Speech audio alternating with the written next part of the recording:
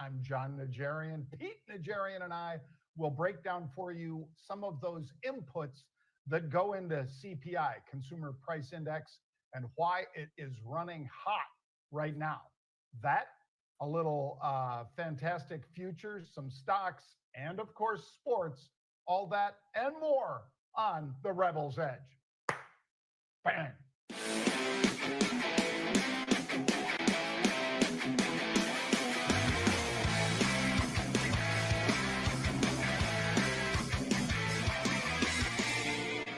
All right. We're off and running, baby. Let us know what you think of the new opener. Yeah. Yep. Jared Well done, just, Jared. typed his little fingers into bloody mess, editing all those videos and everything. That's great. But yeah, I like the one with Mark being the shark, Pete. Mark Yeah. the shark, Mark Shark. He must love that. Oh, He's got to love that. He's gotta. This is the Rebel's Edge, and he is Pete Najarian. The more handsome one is on this side of the screen. Every Rebel's Edge, we break down for you macro minute, a little bit of fantastic futures, as we already detailed for you, stocks, and then some sports. And we have all of that coming your way today. So, Pete, let's dive into macro minute. And I'll say it's January inflation was indeed above expectations. They were looking for a slowdown. They did not get it. Food, gas, housing pushed the inflation rate higher to like 3.3, I think, Pete. They were looking for 3.1. Mm-hmm. What do you got? Not good. You're exactly right. I think that has to be the macro. There is nowhere else to point than that today, John. I mean, that's right out in front of us. We're looking at these CPI numbers. I think it shocked a lot of people. Is it reigniting inflation? That's what a lot of people are saying. So is it a problem? Yeah.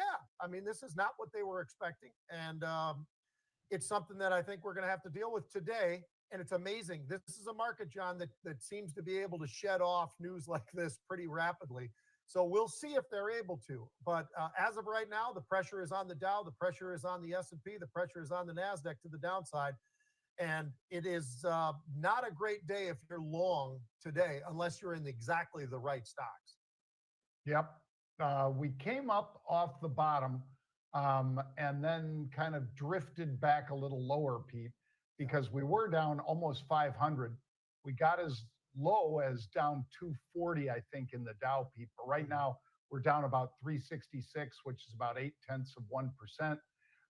And that's all, of course, because people are a little concerned about, well, can the Fed actually make the cuts that many people are looking for? And the easy answer to that is not until the second half. Mm-hmm.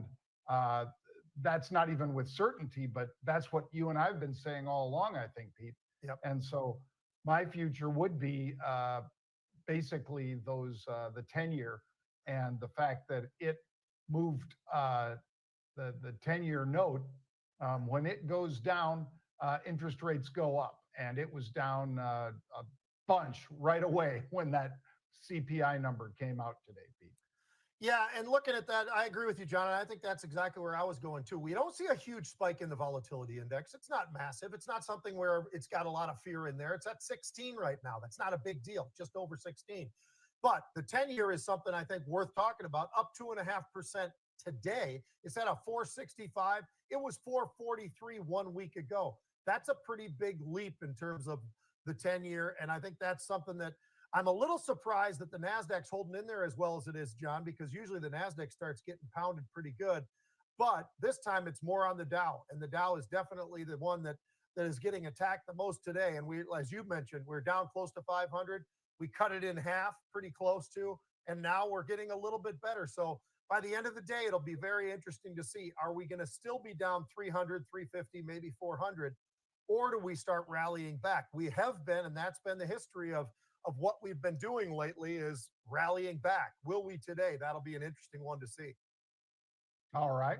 Well, Pete, we have some unusual again for our friends, all of you viewers out there. We did have Upstart, which is, of course, a fabulous company. It is really moving nicely to the upside today. And Pete, the AI lending, basically that's how they do what they do. Artificial intelligence helps them rather than a whole bunch of agents sitting there doing it. They can do it with AI. Well, Mhm. there's that big spike. We had unusual option activity in here. And the 12th of February, uh, there it is right there. They were in here again in Upstart.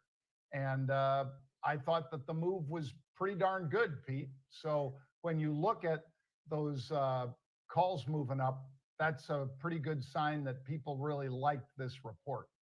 They not only liked it, John. I mean, everything that they put out there was pretty impressive. The outlook that they gave up there was awesome. The rise in loans themselves, 245,000 of those, John, up 68% year over year in terms of just the loans themselves. I mean, everywhere I looked, you look over at the conversion rates, that looked pretty strong. Strong margins, that was pretty impressive. Shorts up about 20. Oh, wait a minute. I heard something. I think that was the short squeeze happening, John, because these guys, it's we're talking about 20% short. Those guys are absolutely getting squeezed. It's hurting. There's a lot of pain there. And I think that's the noise that I'm hearing in the background right now because it is absolutely getting squeezed to the upside. There are more call buying coming in as we speak. It's a pretty interesting one. And the stock's up almost 30%. Not so bad. It's a pretty damn good day for Upstart. Yep. Upstart moving up to the east side, Pete, just Yeah. like The Jefferson. just like Wheezy.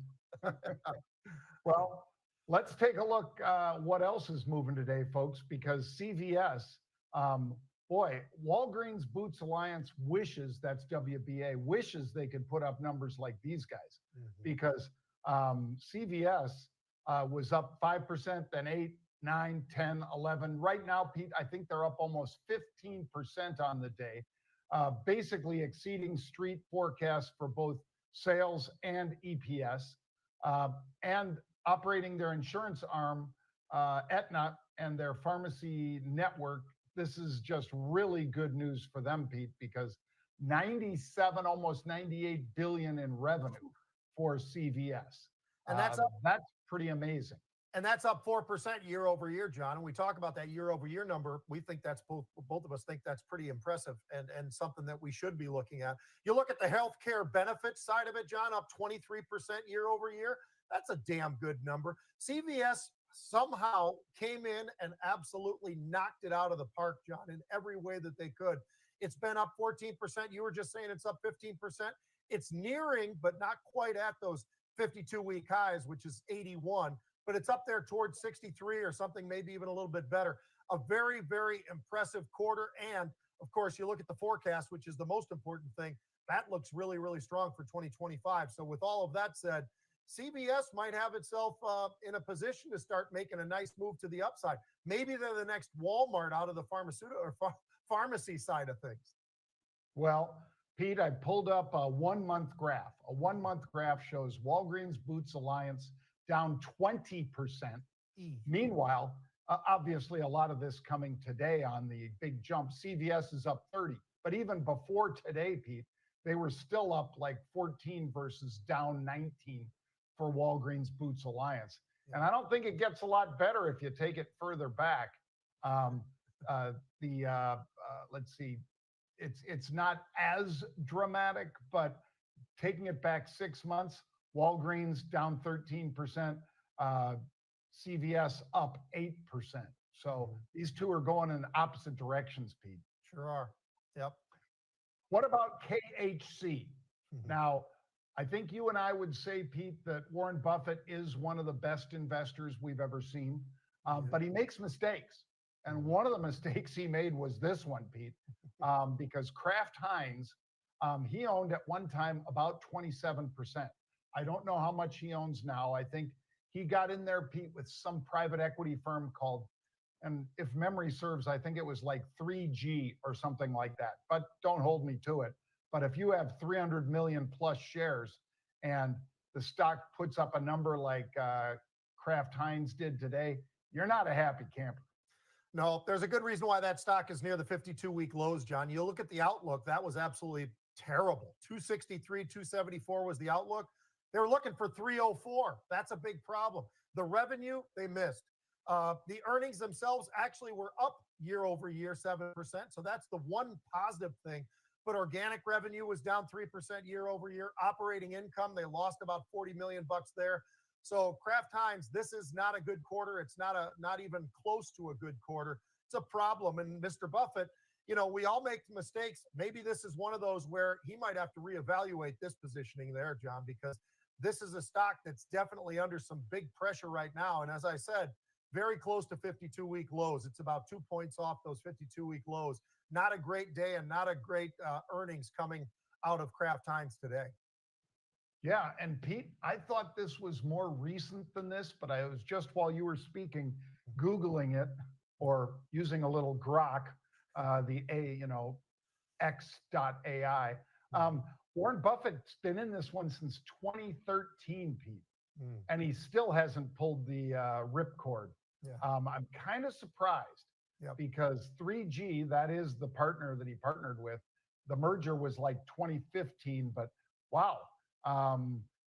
Kraft profit decline through 2019, and this number today kind of shows they're not out of the woods even now, Pete. So, wow. This has to go down as one of his worst investments. All right, let's finish up, Pete, with VRT. VRT is, of course, data centers and so forth. You and I have talked about how great the demand is in those data centers, in particular for the ones that have liquid cooled or whatever it will take to make them more efficient, because obviously you create a lot of heat in those data centers and hence the liquid cooling. But Vertiv, man, they beat street estimates, but their guidance, that's where the rubber meets the road, Pete, and that was not good. No, and in this case, John, I always say, hey, it all matters about the guidance itself. And I look over at the year over year, the earnings were up 77%. That's not so bad. Year over year revenue was up 26%. Not so bad. But as you and I talk about all the time, it really comes down to the outlook. Now, here's the one thing. I can understand that the outlook would be a little less than those unbelievable numbers we were just looking at. But I'll tell you, I actually think given the opportunity with this sell-off that we are seeing, it might not be the worst idea in the world to maybe take a nibble or two. And I think if that's the case, this is a stock that I think could start making one of those kind of moves back up towards those highs again, John. Maybe not the 52-week highs themselves, but off of the lows of today, because the stock was getting hit pretty good today, down about 8% or maybe even a little bit more than that. I actually think that might be an opportunity. I think the demand for this is going to be so high that names like Vertiv are going to have a very, very nice run in 2025. I don't disagree. In fact, Pete, I've got a guest staying with us down here in Puerto Rico, and he and I were looking at this, and he says, so what do you think? And I said, at 110 to 112, right in that band, it looks like it's bounced a couple times. Yeah. So I said, I don't think we get down to, what's my other target here, Pete? My other target is basically like 104. I don't think we get there on this one. I don't think these earnings were that bad. So, here it is at mid-session down around 113 and a half, down from a high of whatever, 157 or something like that, Pete. Yeah. I'd nibble. I would start nibbling. And one of the ways you can do that, folks, Pete and I used to love to say this to the guys on some of the shows we were on. They would say, well, I like it, but I like it, $5 lower. Okay, sell the put. Sell the put $5 lower. You're a big talker. You want to get into this thing? Sell the put. Well, I don't know. I don't understand options. Well, that means you're not really an investor. You don't really have very many tools in your tool belt, do you?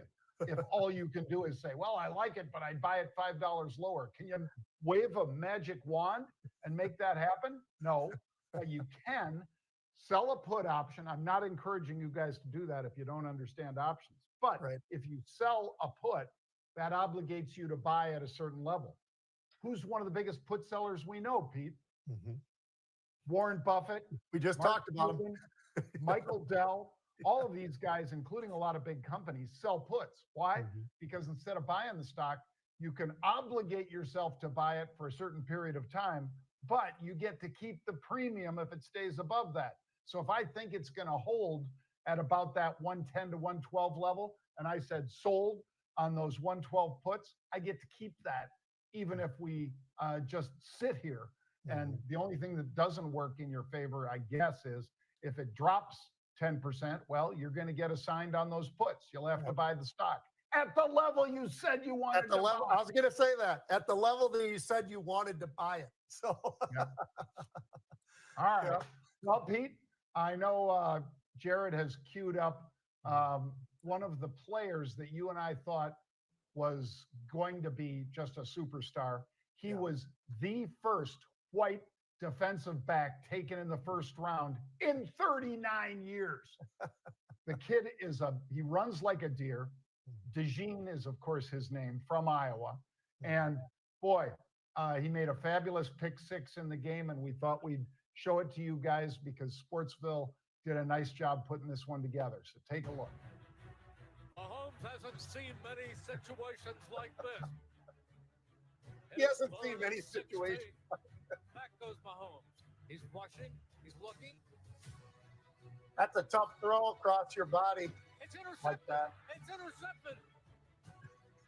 Running with the football to the 25, down the far side. You know, the great part is, John, he could have got stopped.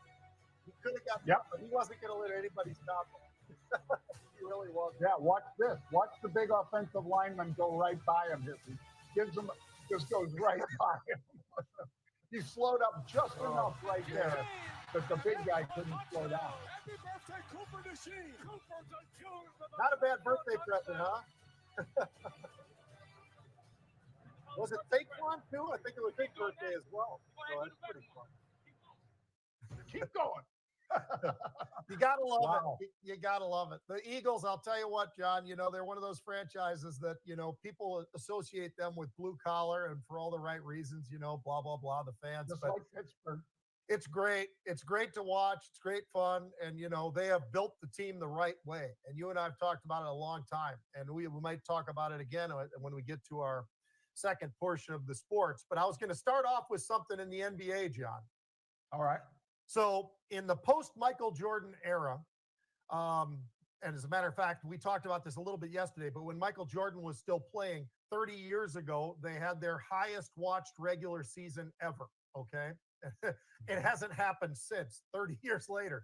And that's probably says something about the NBA. And, you know, you and I have talked about load management and all the rest of this, but they were averaging, you know, 3 million plus viewers back then in 1998. They immediately dropped. The last 20 years, the NBA now is 1.5 to 1.9 million viewers is what we're seeing. So you could almost say it's been cut pretty close in half. As a matter of fact, 49% in the last 25 years. It's down 16% in the last 5 years. And it gives you a little bit of an idea, but there is still a lot of money in the NBA, and you and I are money guys. So I wanted to run this one by you. So Glenn Taylor bought the Timberwolves for $88 million to keep the Timberwolves in Minnesota. $88 million. I didn't have a B anywhere in there. I just wanted to make sure that we got that. So A-Rod, in this case, Rodriguez, Alex Rodriguez and Mark Lurie, they went in to try to buy this team not too terribly long ago, but it's been a fight ever since because they missed a payment, John. $1.5 billion off of that $88 million. But here's the interesting part. I don't know if they'll ever start coming down, and they've talked about expanding the NBA 2 more, maybe putting one in Vegas, one somewhere else. But I think the interesting thing about all of this, John, is there are a lot of franchises. When you look at the NBA, you're talking about 4.6 billion is the average of what the NBA value is right now. 4.6 billion. These guys paid 1.5 billion. They might be able to flip this thing if they chose to do that. And they've got Bloomberg with them too, John, in case they have to get some cash really fast. They've got Bloomberg as part of this whole thing. But it's pretty interesting. And I'm just kind of curious, like, what do you think about this? I don't understand how the NBA teams, John, are worth 4.6 billion on average. I just don't see that at all. And a lot of this is estimates, right? So is somebody out there really willing to buy into the NBA, or are they just manufacturing these numbers in some way? What do you think? Because I don't think it's as high as they're saying it is. Well, Pete, they used to say that the most exclusive club in the world was the United States Senate, because there's obviously 2 senators, 50 states, there's 100 senators. Yep. Well, there's a hell of a lot less than that owners of these, NBA teams. Yeah. Now, in some cases, there are multiple owners, like Pete just described, folks. But in many cases, it's a single owner. Ballmer, for instance, Steve Ballmer. Now, I don't know that he's allocated any shares to anybody other than himself, but he is the reason that these things are trading for the billions that they're trading for. Because had he not paid that stupid number, Pete, for his team, we would not be seeing these, is my belief, because it's not justifiable. NFL, it is justifiable, only because they have, what is it, Pete, 51 or 52% of the revenue goes to the players, and the rest goes to the owners. And of course, they don't count some of their revenue. Now, they always get renegotiated into on the next contract, but they don't always share the skybox revenue. They don't always share the jerseys and things like that are sold within their confines and all that kind of stuff. But I will say, Pete, no way, they're not worth it. Me neither. You can't make a case to me that any NBA team is worth 4.6 billion. But I will say that Adelson, who bought 73% of Mark Cuban's team, she's going to move it back to Vegas. So if somebody wants to be in Vegas, they better do it soon, because when Mark Cuban started popping off in a very liberal fashion, you know what happened? They said, you ain't getting a casino down here. And that's the reason she bought in, was she wants a casino around the team, around basically an experiential area, Pete, with a hotel, casino, basketball team, and so forth. Develop the whole thing right there in Dallas. Well, Texas is pretty deep red, and Cuban kind of pissed him off, and I don't think he's ever getting a casino down there, Pete. So I bet that one moves to Vegas. Yeah. If they can. Yeah, the NBA wants to not have somebody move there, but maybe they can work it out. Maybe they can figure out how they can get that done. It'll be interesting to watch anyway. John, back to college football for a moment. We talk about sports all the time at college level. We talk about the NIL stuff. We talk about all of these various things. How about the portal? Now, a lot of people aren't very familiar with this whole thing, but there's a GM role now these days in college sports, college football particularly. And most of the schools, I think most of the very successful schools, have really jumped onto this thing, and for the right reasons. So I'll bet you can't guess who it is that has had the most success in the portal this year since December 9th. Is it Texas? It's not Texas. Is it USC? It's not USC. Is it Michigan? Is it Texas A&M with all their money and everything else to be able to go out there and grab people in the portal? No. It's Texas Tech of all this. Texas Tech has had the most success, John. They were very close this year in the Big 12. They had a good run at it. They didn't get there. How about this for some of their numbers? They have 7 of the top 75 transfers have gone to the school. They signed 17 kids to move to come back either to Texas or to bring them to Texas to play for Texas Tech. And that all started December 9th. They got a general manager out there, John, by the name of James Blanchard. And he basically said, hey, look, I've got the magical thing on how to get these kids to come here. And one of those magical parts of it is the money. And so they just immediately just went to one of their biggest donors and said, what's the most you can give us? He goes, I want a winner. He goes, yeah, but what's the most? He goes, pretty much unlimited. He gave him $10 million, John, and just said, go spend it. He did. And Notre Dame said, this guy's done such a good job. They offered him a job. He said, well, you can't pay me enough at Notre Dame because I'm getting paid so much here at Texas Tech. It doesn't really matter. So he did not go. He's still at Texas Tech. 90% of what he said he does on a day in and day out basis, John, is just collecting information. not watching film, not doing this, just trying to get any information about all these players. And I think it's a really interesting role to see how these general managers, each one is doing something different. But Texas Tech, John, that is a team, that's a school that we all need to keep a very close eye on because it won't just end with just football. They're going to do it in basketball. They're going to go into all the various sports that they can and go out there and out recruit everybody. And it's really interesting, I think, to see what's going on in college sports with these general managers that are basically just like the NFL. I mean, NCAA has turned into the NFL. It really has. Well, and you've made that point very well, Pete, for better part of a year. The portal, well, that's free agency. Yeah. NIL, well, that's your payroll.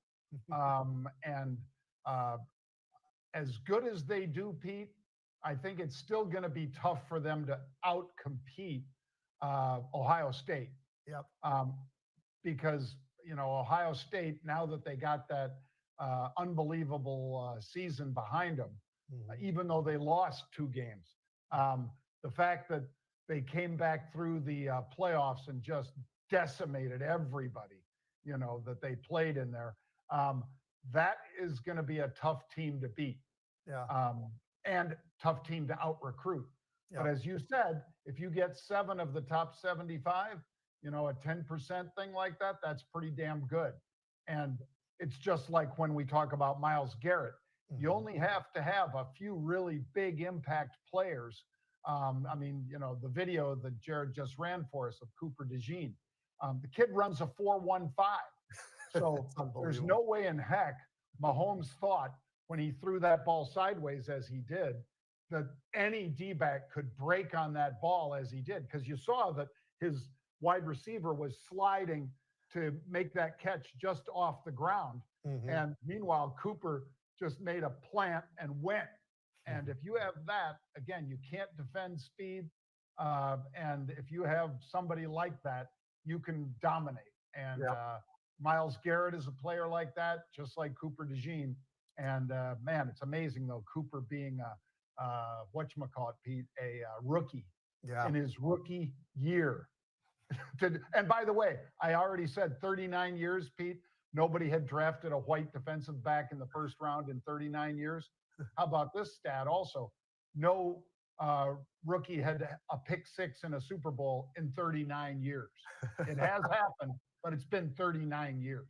Yeah, it's amazing. He's a talented kid. That defense, that offense. I mean, you can't say enough good things about what Philadelphia has been able to do. You got to give Howie all the credit in the world because he has put it together. He drafted those guys. He drafted all those guys from Georgia. He did all of the homework that he needed to do to build the team that they've got. And it's pretty damn impressive. Now, every year's a new year, injuries, this, that, and the other, and drafts, and somebody else maybe makes a really good move. There's a lot going on in the world, John, talking about quarterbacks, by the way. And Matthew Stafford's name keeps coming up every single day. And it's kind of interesting because here he is, a Ram, and he's still their quarterback, but it gets talked about every day on ESPN, on the radio, or on TV, or wherever, about what are some of the landing spots of Sam Darnold and, some of these other players. And it's getting pretty interesting right now, which just plays into the NFL 24/7, 365. That's what they are, John. True. Well, folks, again, look at that right down there in the corner. That's our QR code for the event out in Vegas. So RebelCon 2025, it's going to be great. We've got Grant Cardone speaking. We've got Bryn Talkington speaking. We've got Charlie Gasparino interviewing and speaking. Same thing with Liz Clayman. It's going to be a fabulous event. Mark is out there. Mark the Shark is out there right now lining up some entertainment and so forth. If you want to have a great time and learn some tricks of the trade like Pete and I do every day, well, by all means, check out that QR code, sign up now, and we'll see you tomorrow at 1 p.m. Eastern Time.